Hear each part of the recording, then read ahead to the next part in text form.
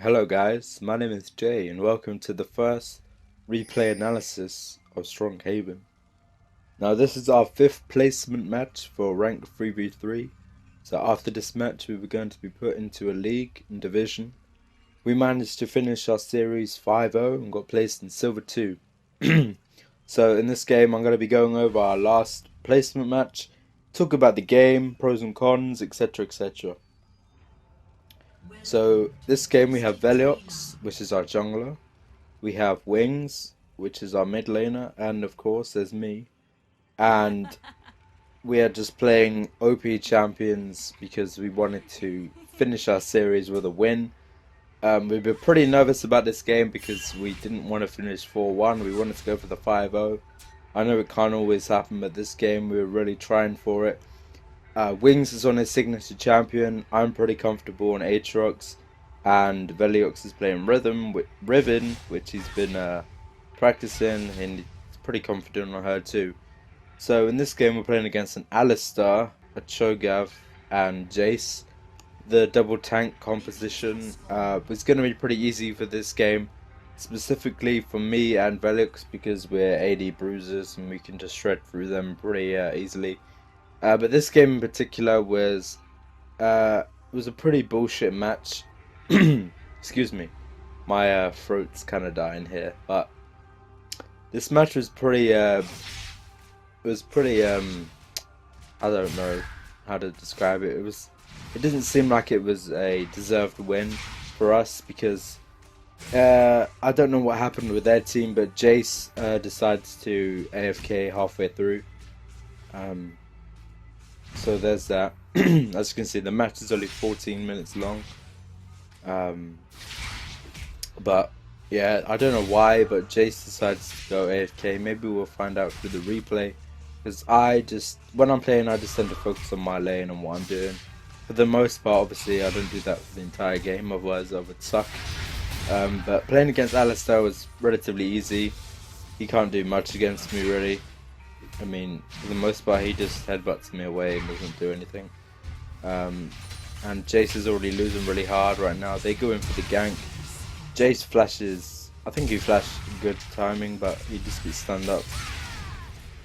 And he just gets picked off pretty easily. Because the power of Riven and Nivea is pretty strong. Got a good stun synergy. I aggressively went in for the flash there. Probably thinking I was going to get the kill when I wasn't, being a bit cocky there, but it didn't really matter. Cho'Gath, I didn't have vision on Cho'Gath here, as you can see, so otherwise I would have killed him.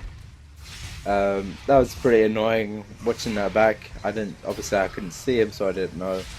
I'm not one to face check brushes though, so only that time it would have been a pretty good idea to.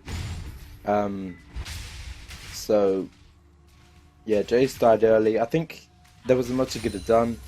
Maybe his team, maybe his team weren't communicating, saying that Riven was coming up, or Cho'Gath hadn't spotted Riven. Maybe, I'm not too sure. But at this point, I've come up for the gank. We all coordinated it. I said, guys, we can go in. We can lock him up pretty easy, just like that. There was no way he was going to escape that. Again, I think he goes on tilt pretty hard. He gets pretty mad, so I think that's when he decides to go AFK. But again, I don't know what happened there. Obviously, we knew he had no flash, so we wanted to abuse that.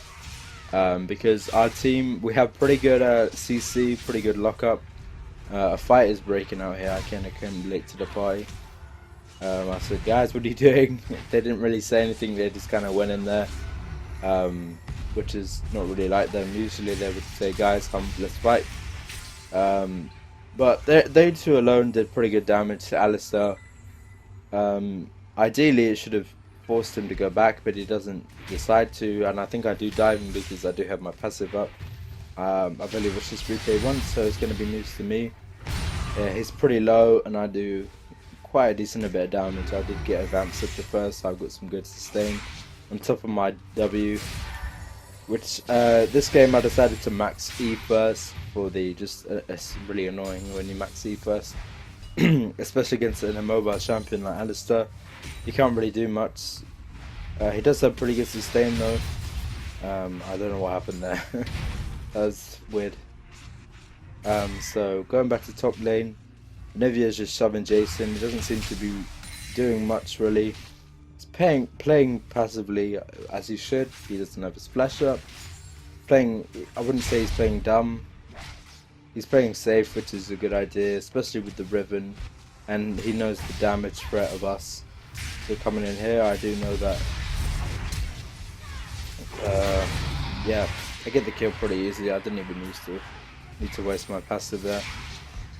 Riven was like, Cho's here, Cho's low. He's coming around, and obviously I could see Cho, so that was a pretty easy kill for us. And we managed to secure the second ult. Obviously my passive gets blown here, no problem. I just queue over the wall. I think we try and answer top. Well, I just go back to base actually.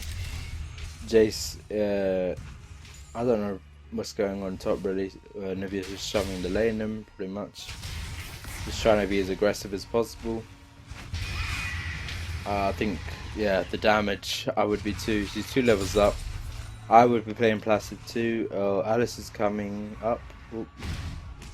Can't really do much. Oh, I had to take that back. Although it was a pretty decent trade considering Nivea was already pretty low. I don't know what Velux is doing here. Doesn't really want to answer for this. I'm just going back to lane. Gonna farm up. Pretty standard. Just trying to deny the wolves. And Olivia went back to base. Yeah, it was pretty smart for Patrick to back off there. Just back to standard farming right now. We have the ult control, so if they try and force another fight, we should be able to come out on top, no problem. Cho's coming around. I was going to come up, but Alistair would have seen me coming. I want Patrick to back off here. I was coming around. I told him to come towards me. He was like, no man, we're dead. But I managed to clean up pretty easily. He does get killed for it because Alistair makes a pretty aggressive play. That was a nice little play from Alistair, but he was gonna die for it, so did miss my E there, but I did manage to get him, so that was a pretty good trade. 2 for 1 was not bad. And Jace obviously got killed again. Olivia was already pretty far ahead. She's up 3 levels now, and we get the bot tower for it, so Patrick wasn't too worried about dying there. We turned nothing into something, which is always good. You always want to try and go for those plays if you know you can get them. You shouldn't be scared to go for the plays when you know you can get them, just in case you may not, because lacking confidence in yourself just puts a negative mood for the entire team, and that's not good. So that's why I said to him, come to me, we can kill them, and we managed to. So, and we got a lot for it.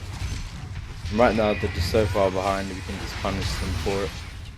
And we got insane CC and lock up, as you can see. Nivea wall, stuns. I got my knock up and slow, and Riven's got a stun. So we got a lot of pick comp potential for our team. And obviously now it doesn't really matter who they are. They're so far behind, they can't do much. Well, Alistair seems to be the only one on the team packing a real punch at the moment. But I still don't have much problem with him because I have some pretty insane sustain.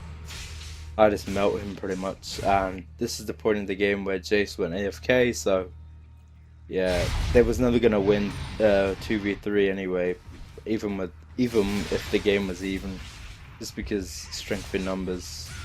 So that's why I feel like this game wasn't that deserved. I think he was just a toxic member for their team, I'm guessing, because usually you wouldn't go AFK after dying 3 times.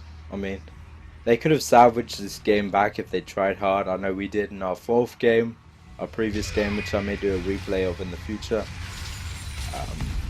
But now I didn't want to stay too much on past games. I want to cover future games and more 5v5 based stuff as well, where everyone's involved. As you can see, we're just coming in to collapse on them. They can't really do much to us. Yeah, they just get shredded. I'm not even in the fight. Oops. Alistair is the only one with any real damage on their team. But obviously, like I said, against the three of us, 3v1 is never going to do much. And I wasn't even in that fight, so we're just taking this lead and running with it. So,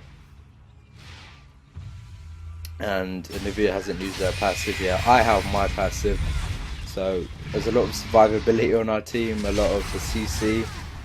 The only thing that doesn't really work well is me trying to queue into Olivia's wall there. That's the only downside to this comp. But other than that, we pretty much took this game over through that through those two ganks on Jace. It put him on tilt, obviously enough to end his time in the match. We decided to peace out. Right now we're just cleaning up.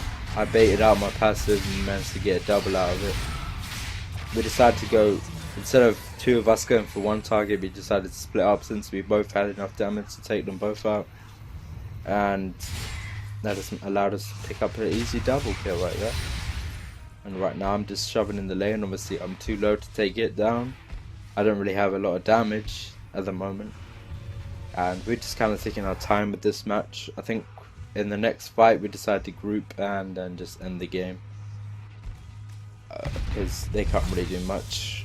I mean 1-12, 2v3. We're pretty far ahead. We've got 6-0, 3-0, Anivia and Aatrox, so this game's pretty much over. There's not much to talk about this game, but I just wanted to, you know, do it as a first video because it is a pretty short game. And I kind of want to introduce you guys to this series a little bit. It's got to the point in the game where Anivia is just 2v3 and 1v2 and sorry, getting mixed up because it's got pretty insane damage. I come in and we managed to bait another passive in this fight. No kills are being given to them, just we're baiting our passives. And we're more than happy to do that because it doesn't get us killed.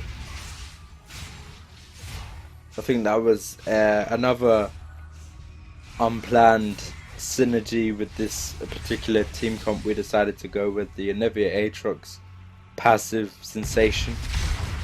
And again, the QE doesn't work together that well.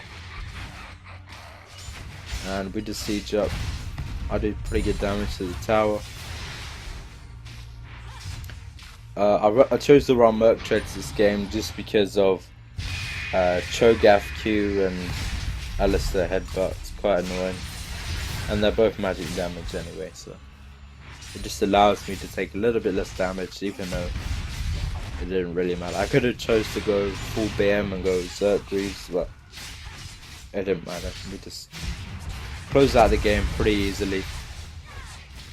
We're just going full aggressive on them. There's not much they can do. Wings going really aggressive there. Managed to pick up the kill. I was a little bit worried there because the step closer he would have been lasered. But we have the minion wave, we have the cannon wave, so we just ended out the game right here. It was a pretty easy game for us. I think Jace still being in the game just would have made the game last longer. I think we still would have ended it because he went on tilt pretty early. So they're just delaying the inevitable. I'm just standing there chunking the Nexus down, and the game is done from here. That's GG. They surrendered. So there you have it, guys. That was our 5th place ranked 3v3 game. That put us in Silver 2. I hope you enjoyed this video. There'll be more like this to come, and I'll see you guys soon.